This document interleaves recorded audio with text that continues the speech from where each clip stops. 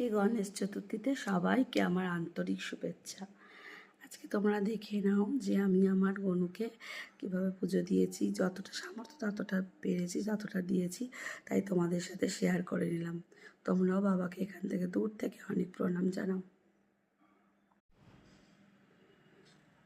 আমার এই ছোট্ট মন্দির সবাই দর্শন করো। আমার গনু বাবা, মা লক্ষ্মী, আমার গোপু সোনা সবাই এখানে আছে। তোমরা দূর থেকেই প্রণাম জানাও।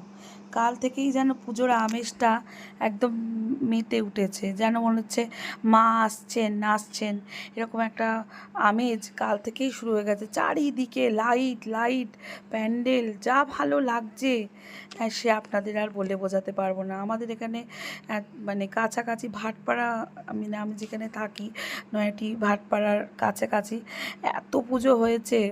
কাল থেকে যেন মনে হচ্ছে যেন মা এসে গেছেন, আর কিছু দিনের অপেক্ষা। খুব ভালো লাগছে। যদি আমার ভিডিওগুলো ভালো লেগে থাকে তাহলে অবশ্যই আমাকে লাইক, কমেন্ট, শেয়ার